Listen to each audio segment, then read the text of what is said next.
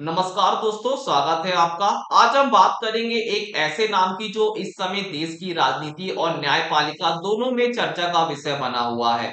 Justice P Sudarshan Reddy.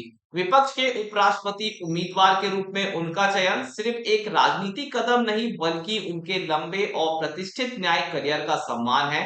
आज हम जानेंगे कि एक साधारण किसान परिवार से आने वाला ये शख्स कैसे देश की सर्वोच्च अदालत तक पहुंचा और उन्होंने अपने फैसलों से कैसे एक अलग पहचान बनाई। बी सुदर्शन रेड्डी का जन्म 8 जुलाई 1946 को तेलंगाना के एक छोटे से गांव में हुआ था। वह एक किसान परिवार में जन्मे। उन्होंने हैदराबाद में अपनी पढ़ाई पूरी की और 1971 में उस्मानिया विश्वविद्यालय से कानून की डिग्री हासिल की। यहीं से शुरू हुआ उनका न्याय के प्रति समर्पण का सफर। अपने करियर की शुरुआत उन्होंने आंध्र प्रदेश हाईकोर्ट में की, जहां उन्होंने मुख्य रूप से रीट और सिविल मामलों में वकालत की।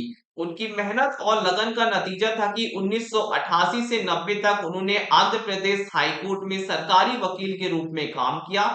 इसके बाद उन्होंने केंद्र सरकार के अतिरिक्त स्थायी वकील का पद भी संभाला। 1995 में उन्हें आंध्र प्रदेश हाईकोर्ट का स्थायी न्यायाधीश नियुक्त किया गया। उनकी न्यायिक क्षमता और निष्पक्षता ने उन्हें जल्द ही उच्च पदों पर पहुंचाया। 2005 में वे गुवाहाटी हाईकोर्ट के मुख्य न्यायाधीश बने और फिर 2007 में उन्हें भारत के सर्वोच्च न्यायालय का न्यायाधीश नियुक्त किया गया। सुप्रीम कोर्ट के न्यायाधीश के रूप में जस्टिस रेड्डी ने कई महत्वपूर्ण फैसले दिए जो आज भी याद किए जाते हैं। उनका सबसे चर्चित फैसला सलवा जुलूम से जुड़ा था।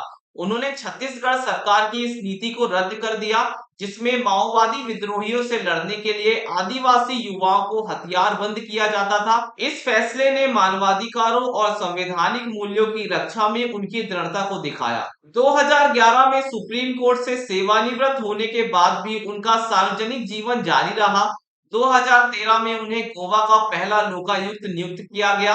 हालांकि वे इस पद पर कम समय के लिए रहे, लेकिन उन्होंने ईमानदारी और पारदर्शिता के प्रति अपनी प्रतिबद्धता साबित की। आज जब उन्हें उपराष्ट्रपति पद के लिए इंडिया गठबंधन का उम्मीदवार बनाया गया है, तो यह उनके न्याय और संविधान के प्रति अटूट विश्वास का प्रमाण है। विपक्षी दलों का कहना है कि यह लड़ाई किसी व्यक्ति या क्षेत्र की नहीं बल्कि संविधान की रक्षा और संवैधानिक मूल्यों की है और जस्टिस रेड्डी इस लड़ाई के लिए सबसे उपयुक्त उम्मीदवार हैं। बी सुदर्शन रेड्डी का करियर एक ऐसे व्यक्ति की कहानी है जिसने कानून को सिर्फ एक पेशा नहीं बल्कि सामाजिक न्याय और संवैधानिक सिद्धांतों को स्थापित करने का जरिया माना। एक किसान के बेटे से लेकर सुप्रीम कोर्ट के न्यायाधीश और अब उपराष्ट्रपति पद के उम्मीदवार तक का उनका यह सफर न्याय और सिद्धांतों के प्रति उनके समर्पण को दर्शाता है।